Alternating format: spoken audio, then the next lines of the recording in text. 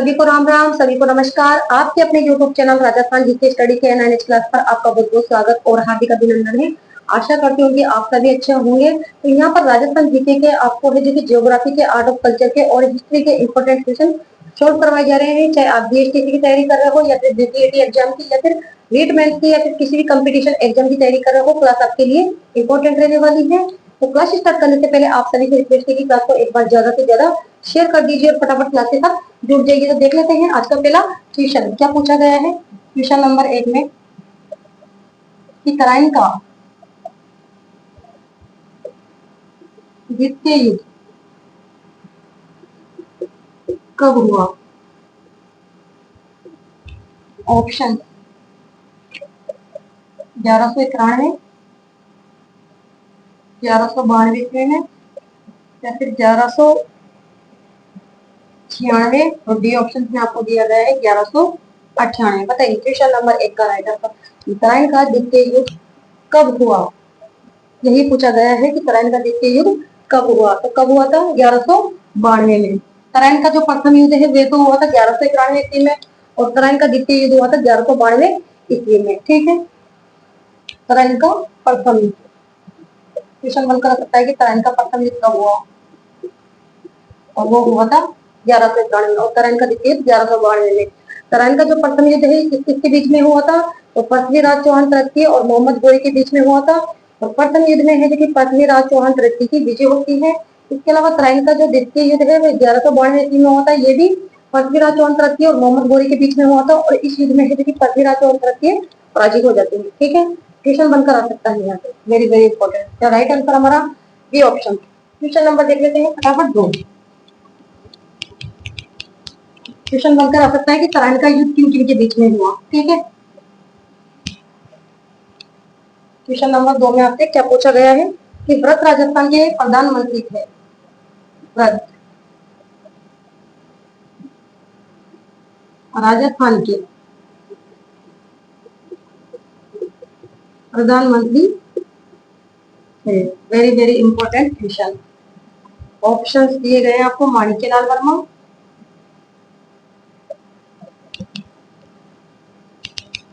B option में आपको दिया गया है हीरालाल शास्त्री,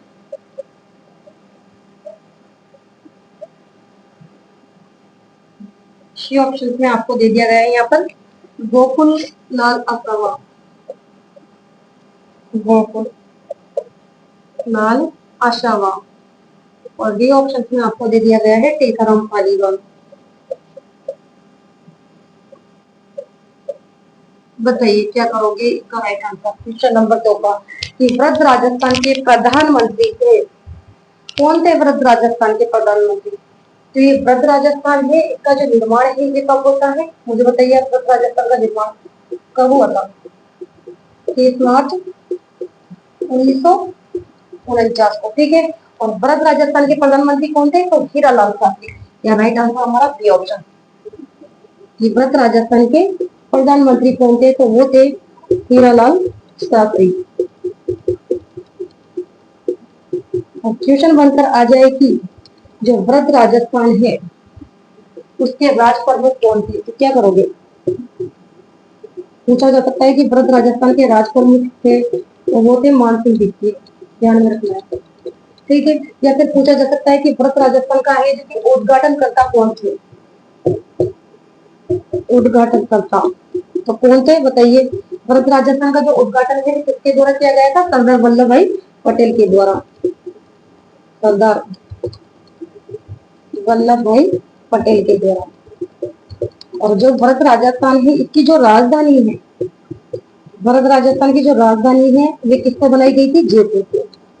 ठीक है, यहाँ से क्वेश्चन बनकर आ सकते हैं, वेरी वेरी मोस्ट इंपॉर्टेंट। ठीक है, इसके अलावा क्वेश्चन आपको अगर बनाकर दे दिया जाए कि संयुक्त राजस्थान के प्रधानमंत्री थे, तो क्या करोगे फिर आप बताइए। क्वेश्चन अगर यहाँ पर बनकर आ जाए कि संयुक्त राजस्थान के प्रधानमंत्री थे, तो कौन थे बताइए। संयुक्त राजस्थान के प्रधानमंत्री का नाम बताइए मुझे। संयुक्त राजस्थान के प्रधानमंत्री पहले तो ये बताइए जो संयुक्त राजस्थान है, संयुक्त राजस्थान संघ, इसका जो निर्माण है वे कब हुआ था। क्वेश्चन बनकर आ जाए कि संयुक्त राजस्थान संघ का निर्माण कब हुआ था, तो क्या करोगे आप? 18 अप्रैल 1948। 18 अप्रैल 1948, ठीक है। और संयुक्त राजस्थान के प्रधानमंत्री कौन थे? माणिक्यलाल वर्मा। माणिक्यलाल वर्मा थे, ठीक है। और संयुक्त राजस्थान के राज प्रमुख बताइए। क्वेश्चन बनकर आ जाए कि संयुक्त राजस्थान के राज प्रमुख थे, तो क्या करोगे? भूपाल सिंह। या फिर संयुक्त राजस्थान का उद्घाटन करता आपसे पूछ लिया जाए कि जो संयुक्त राजस्थान है इसके उद्घाटन करता कौन थे, तो पंडित जवाहरलाल नेहरू। पंडित जवाहरलाल नेहरू। और संयुक्त राजस्थान की राजधानी बनाई गई थी, बताइए किससे बनाई गई थी? उदयपुर को। संयुक्त राजस्थान की जो राजधानी थी वह बनाई गई थी उदयपुर को। तो यहाँ से भी क्वेश्चन बनकर आ सकते हैं। गोकुललाल जो असावा थे ये किसके प्रधानमंत्री थे, बताइए कौन से संघ के प्रधानमंत्री थे? तो पूर्व राजस्थान संघ के प्रधानमंत्री गोकुललाल असावा, ठीक है। और पूर्व राजस्थान संघ के जो राज प्रमुख थे उनका नाम भीम सिंह था, ठीक है। और पूर्व राजस्थान की राजधानी बनाई गई थी कोटा को, ठीक है। इसके अलावा पूर्व राजस्थान संघ का उद्घाटन करता कौन थे? तो एल बी गोडगे, ठीक है। यहाँ से क्वेश्चन बनकर आ सकते हैं। क्वेश्चन नंबर 2 का राइट आंसर होगा डी ऑप्शन, क्वेश्चन नंबर 3। और पूर्व राजस्थान संघ का निर्माण कब हुआ था, बताइए मुझे। अगर क्वेश्चन बनकर आ जाए कि पूर्व राजस्थान संघ का निर्माण कब हुआ, तो क्या करोगे आप? कब हुआ था पूर्व राजस्थान संघ का निर्माण? 25 मार्च 1948। क्वेश्चन नंबर 3 देखते हैं क्या पूछा गया है कि कांटन की गंगा,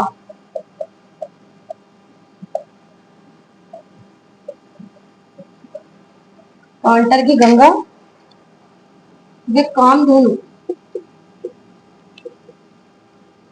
के नाम से प्रसिद्ध नदियां, प्रसिद्ध नदियां। ऑप्शन क्या क्या दिए गए हैं ऑप्शंस में आपको? माही, चंबल। बी ऑप्शन में आपको दिया गया है बनास, काली। सी ऑप्शन में आपको दिया गया है यहाँ पर लूणी, जोजड़ी। और डी ऑप्शन में आपको दे दिया गया है बाण गंगा और चंबल। बताइए क्या राइट आंसर करोगे इसका? क्वेश्चन नंबर 3, कांटल की गंगा कामधेनु के नाम से प्रसिद्ध नदियां है। तो आप सभी जानते हैं कांटल की जो गंगा है ये किसे कहा जाता है? माही नदी को। और राजस्थान की कामधेनु के नाम से कौन सी नदी जानी जाती है? तो चंबल नदी जानी जाती है। तो हमारा जो राइट आंसर है ए ऑप्शन हो जाएगा, ठीक है। राजस्थान की कामधेनु, कामधेनु के नाम से तो जानी जाती है चंबल नदी, ठीक है। राजस्थान की कामधेनु या फिर कांठल की गंगा,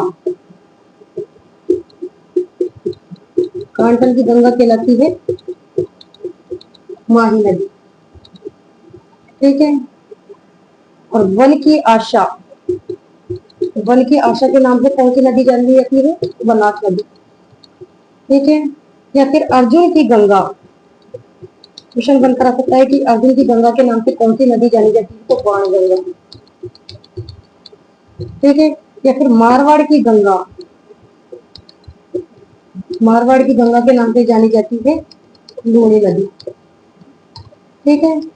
तो इस प्रकार यहाँ से क्वेश्चन बनकर आ सकता है, वेरी वेरी मोस्ट इंपॉर्टेंट, ठीक है। क्वेश्चन नंबर 3 का राइट आंसर हो जाएगा ए ऑप्शन। क्वेश्चन नंबर देखते हैं 4।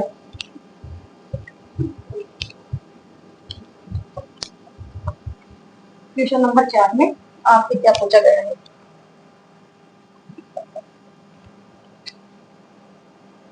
सुमेलित करें। आपको यहाँ पर सुमेलित करने के लिए दिया गया है,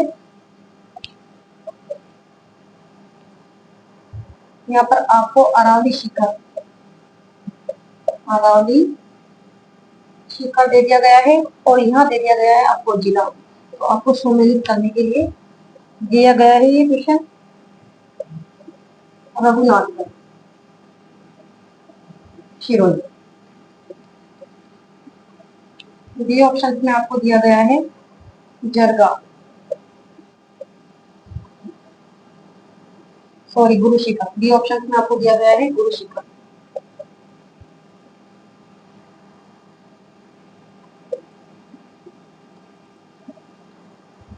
सी ऑप्शन में आपको दिया गया है जरगा, जयपुर। डी ऑप्शन में आपको दिया गया है जयगढ़, जयगढ़, उदयपुर। इसको मिलित कीजिए आप। ऑप्शन आपको दे दिए गए यहाँ पर 2 1 4 3। बी ऑप्शन में आपको दिया गया है 1 2 3 4। सी ऑप्शन में आपको दे दिया गया है 2 4 3 1। और डी ऑप्शन में आपको दिया गया है 4 3 2 1। बताइए क्वेश्चन नंबर क्या था राइट आंसर। सम्मिलित करें। अरावली शिखर और जिले दे दिए गए हैं तो सम्मिलित कर दीजिए। रघुनाथगढ़ की जो चोटी है कौन सी जिले में है? रघुनाथगढ़ शिखर, दूसरा ऑप्शन। गुरु शिखर है माउंट आबू सिरोही में, और जरगा की जो पहाड़ी है ये उदयपुर में है, और जयगढ़ की पहाड़ी है जयपुर में। ठीक है, और रघुनाथगढ़ शिखर दूसरा ऑप्शन। ये 4 आ रहा है इस वजह से कट हो गया, यहाँ पर 1 आ रहा है इस वजह से कट हो गया। इसके अलावा जरगा की पहाड़ी है उदयपुर में, चौथा ऑप्शन। ठीक है, यहाँ पर 3 आ रहा है इस वजह से कट हो गया। हमारा जो राइट आंसर है ए ऑप्शन हो जाएगा, और जयगढ़ की जो पहाड़ी है जयपुर में स्थित है। ठीक है, 2 1 4 3। Question number 5।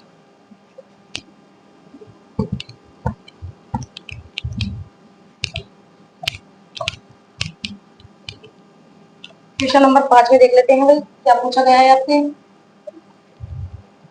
कि शुष्क सागवान के वन,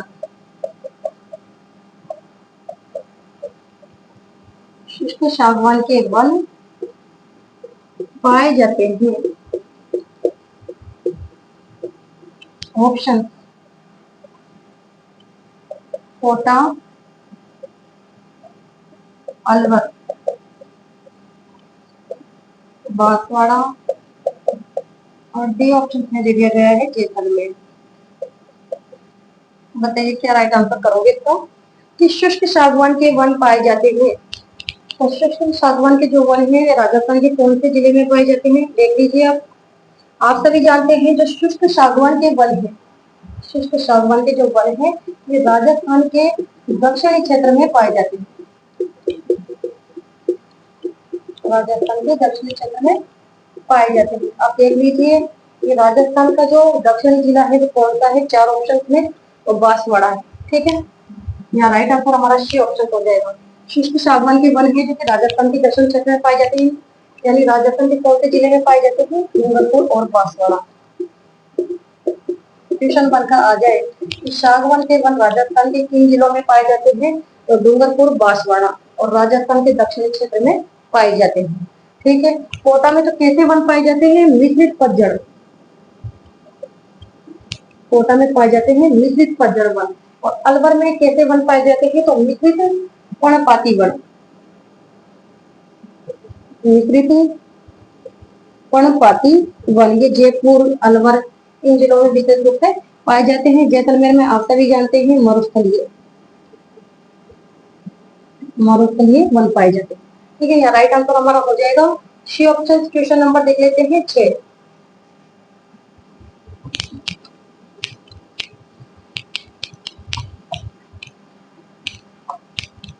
क्वेश्चन नंबर 6 में आपसे क्या पूछा गया है कि निम्न में से कौन सी राजस्थान की, निम्न में से कौन सी राजस्थान की सबसे बड़ी पेयजल परियोजना, सबसे बड़ी पेयजल परियोजना है? ऑप्शन गंगा नहर परियोजना, नाम दे दिया गया है यहाँ पर आपको परियोजना की। ठीक है, गंगा नहर परियोजना। इसके अलावा बिशनपुर परियोजना,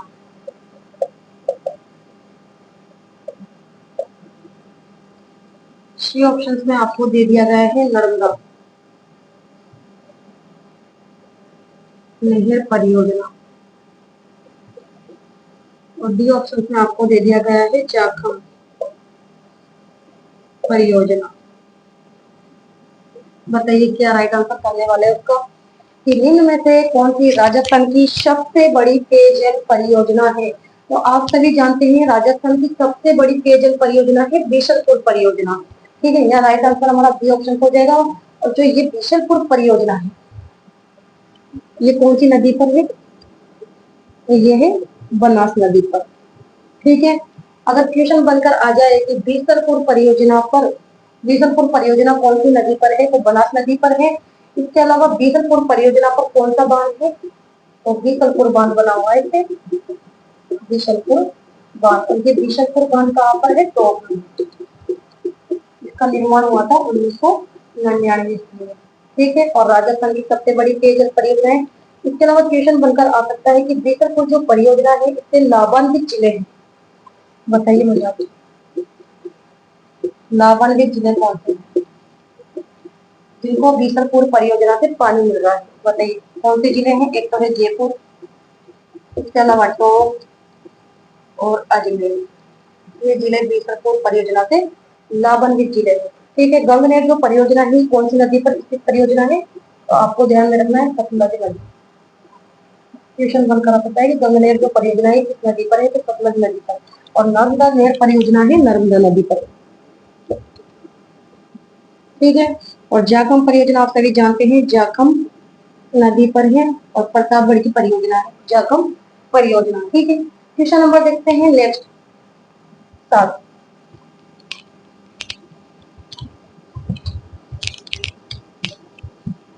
क्वेश्चन बनकर आ सकता है कि बीसलपुर जो बांध है ये राजस्थान के कौन से जिले में है, तो आपको ध्यान में रखना है। तो और बीसलपुर बांध का निर्माण हुआ था सन 1999 ईस्वी में।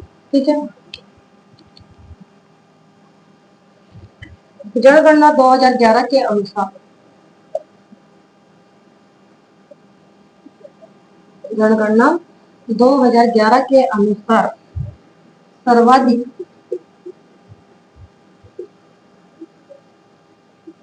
राजस्थान में, जनगणना 2011 के अनुसार राजस्थान में सर्वाधिक जनसंख्या घनत्व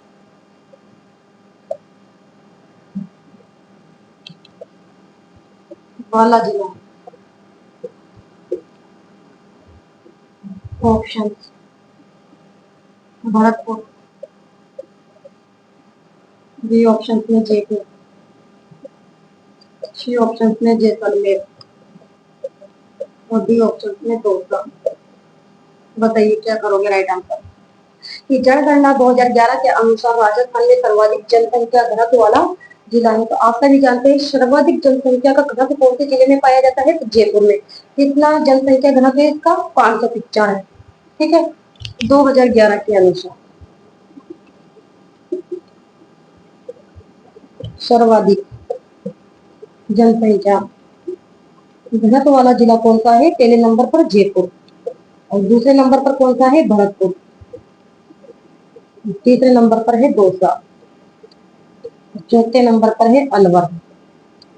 ठीक है, ध्यान में रखना है। क्वेश्चन बनकर आ सकता है कि 2011 की जनगणना के अनुसार राजस्थान का दूसरे नंबर का कौन सा जिला है जो सर्वाधिक जनसंख्या घनत्व रखता है, तो वो है भरतपुर। इस प्रकार से क्वेश्चन आपको वो बना के दिए जा सकते हैं। जो जयपुर का जनसंख्या घनत्व कितना है, 591।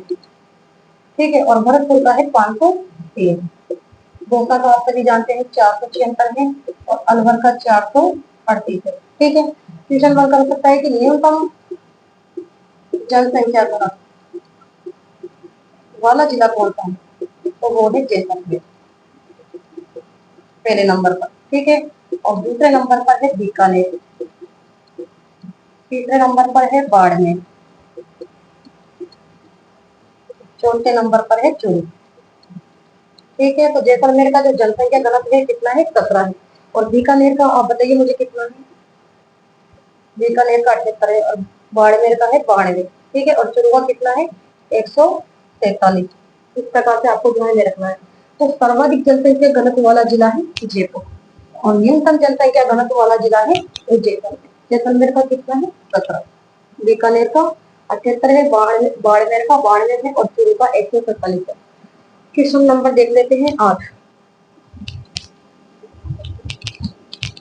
आपको वही क्वेश्चन यहाँ पर सोल्व करवाए जा रहे हैं जो एग्जाम में कई बार पूछे गए हैं या फिर जहाँ से क्वेश्चन बनकर आ सकता है। ठीक है, क्वेश्चन नंबर 8 देख लेते हैं क्या पूछा गया है। राजस्थान की सबसे कम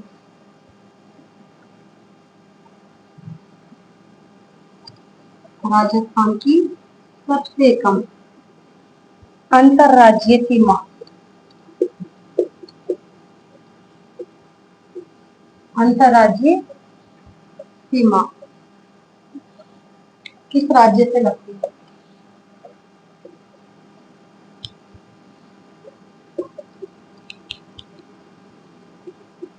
राजस्थान की सबसे कम अंतरराज्यीय सीमा किस राज्य से लगती है। यहाँ पर नाम दे दिए गए हैं पंजाब, मध्य प्रदेश, हरियाणा और बी ऑप्शन में दिया गया है गुजरात। बताइए क्वेश्चन नंबर 8 का राइट आंसर कि राजस्थान की सबसे कम अंतरराज्यीय सीमा किस राज्य से लगती है या सबसे कम अंतरराज्यीय सीमा बनाने वाला राज्य कौन सा है। तो आप सभी जानते हैं राजस्थान की जो सीमा है वो 5 राज्यों के साथ लगती है। कौन कौन से राज्यों के साथ। पंजाब के साथ, हरियाणा के साथ, उत्तर प्रदेश के साथ, मध्य प्रदेश के साथ और गुजरात के साथ। और सबसे न्यूनतम सीमा बनाने वाला राज्य है Punjab. Right answer A option. और पंजाब की सीमा लगती है 89 किलोमीटर। ठीक है, ये न्यूनतम बनाता है, न्यूनतम। ठीक है, और मध्य प्रदेश की लगती है 1600 किलोमीटर। सर्वाधिक सीमा बनाने वाला राज्य तो वो है मध्य प्रदेश। क्वेश्चन बनकर आ सकता है कि सर्वाधिक सीमा बनाने वाला राज्य है और मध्य प्रदेश। और मध्य प्रदेश कितनी सीमा लगाता है तो 1600 किलोमीटर। और न्यूनतम सीमा बनाने वाला राज्य है तो पंजाब, और पंजाब की लगती है 89 किलोमीटर। ठीक है, इसके अलावा हरियाणा, हरियाणा 1262 किलोमीटर और गुजरात की 1022 किलोमीटर। ठीक है, इसके अलावा उत्तर प्रदेश की और बताइए आप मुझे कि उत्तर प्रदेश की कितनी लगती है। 877 किलोमीटर। तो राजस्थान के साथ सीमा बनाने वाले ये 5 राज्य हैं। अंतरराज्यीय सीमा की कुल लंबाई कितनी है 4850 किलोमीटर। जब आप इनका टोटल करोगे तो कितना आ जाएगा 4850 किलोमीटर। ठीक है, क्वेश्चन नंबर 9।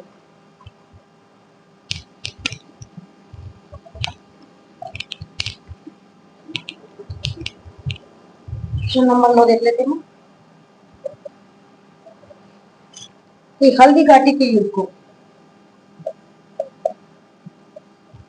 हल्दी घाटी के युद्ध को खमनोर का युद्ध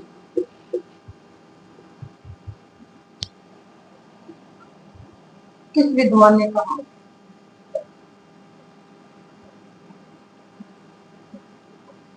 हल्दी घाटी के युद्ध को खमनोर का युद्ध किस विद्वान ने कहा। ऑप्शन तो आपको दे दिए गए हैं यहाँ पर। कर्नल टोट, बी ऑप्शन में आपको दे दिया गया है अबुल फजल, और सी ऑप्शन में आपको दे दिया गया है बंदाई। ठीक है, और डी ऑप्शन में आपको दिया गया है गोपीनाथ शर्मा। बताइए क्या करोगे राइटर कि हल्दी घाटी के युद्ध को खमनोर का युद्ध किस विद्वान ने कहा। क्वेश्चन नंबर 9, खमनोर का युद्ध किसके द्वारा कहा गया था अबुल फजल के द्वारा। ठीक है, हल्दी घाटी के युद्ध को खमनोर का युद्ध,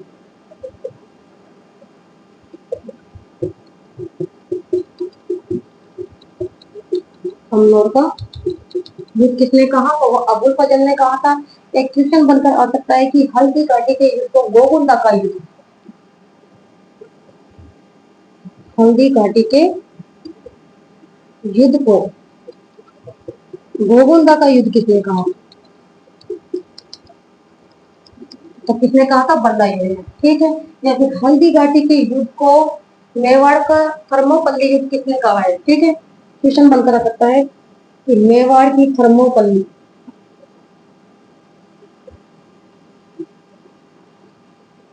हल्दी घाटी के युद्ध को मेवाड़ की थर्मोपल्ली युद्ध किसने कहा है तो वो कहा है कर्नल जेम्स टोड ने। ठीक है, समझ में आया। तीनों में काफी अंतर है कि हल्दी घाटी के युद्ध को गोगुंडा का युद्ध किसने कहा तो बंदायूनी ने, या फिर हल्दी घाटी के युद्ध को खमनोर का युद्ध किसने कहा तो अबुल फजल ने। और हल्दी घाटी के युद्ध को मेवाड़ की थर्मोपल्ली किसने कही है, तो वो है कर्नल जेम्स टोड। ठीक है, तीनों में काफी अंतर है। क्वेश्चन नंबर देख लेते हैं 10।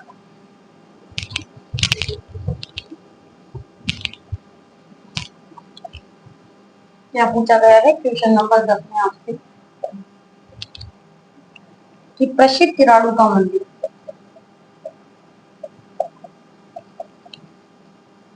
प्रसिद्ध किराणु का मंदिर किस शैली में निर्मित है?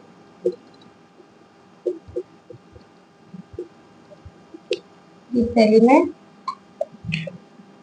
निर्मित? ऑप्शंस ऊर्जा प्रतिभा शैली, बी ऑप्शन में आपको दिया गया है नागर शैली, सी ऑप्शन में आपको दिया गया है गेरका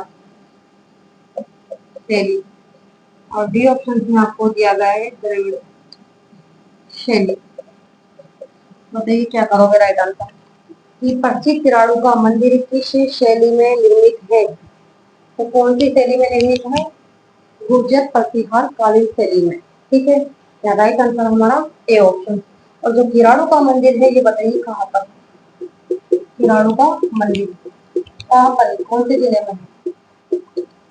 हाथमा गांव, हाथमा गांव बाड़मेर में है ये किराणु का मंदिर, और गुर्जर प्रतिहार कालीन शैली में निर्मित है, और इसे कहते हैं राजस्थान का खजुराहो।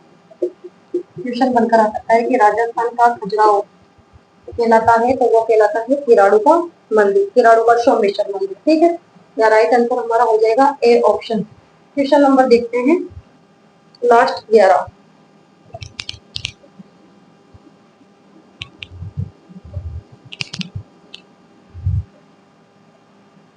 क्वेश्चन नंबर 11 देख लेते हैं। सुमेलित करें, यहाँ पर आपको सुमेलित करने के लिए दे दिया गया है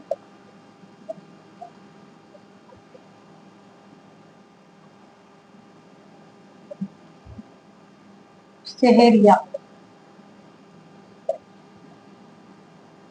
ऑप्शन मारवाड़, बी ऑप्शन में आपको दिया गया है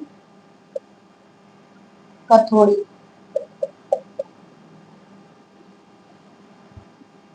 आबू रोड,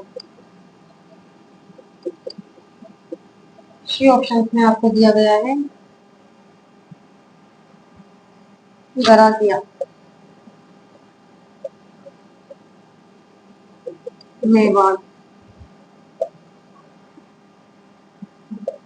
डी ऑप्शन में दे दिया गया है रेवाड़ी,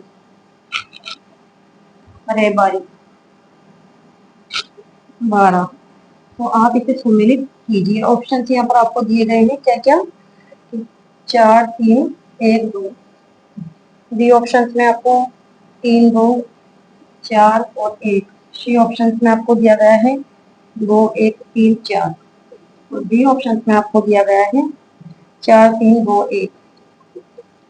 बताइए, सम्मिलित कीजिए। विस्तेरिया जनजाति आप सभी जानते हैं कहाँ पर निवास करती है, विस्तेरिया जो जनजाति सर्वाधिक निवास करती है 12 में, और दूसरे नंबर पर निवास करती है कोटा में। ठीक है, शहरिया 12, चौथा ऑप्शन। यहाँ पर 3 आरा वजह से कट हो गए, यहाँ 2 आरा वजह से कट हो गए, बचे 2 ऑप्शन हमारे पास। और कथोड़ी जो जाति है कहाँ निवास करती है, मेवाड़ 4 और 3, यहाँ पर 1 आरा वजह से कट हो गया। और गरासिया जनजाति आपको पता है माउंट आबू शिरोई में निवास करती है, दूसरा ऑप्शन। ठीक है, और रेबारी जो जाति है ये मारवाड़ में निवास करती है। हमारा जो राइट आंसर है वो डी ऑप्शन हो जाएगा। तो आज के जो 11 क्वेश्चन है जो हमने सोल्व कर लिए हैं, और एग्जाम की दृष्टि से आपके लिए वेरी वेरी इंपॉर्टेंट रहने वाले हैं। तो आज की क्लास को मैं यहाँ पर ही समाप्त करती हूँ। क्लास अगर आपको अच्छी लगी हो तो लाइक करो, शेयर करो, और चैनल पर पहली बार आए हो तो चैनल को सब्सक्राइब करना ना भूलें। तो नेक्स्ट क्लास में मिलते हैं, तब तक के लिए धन्यवाद। Thank you so much.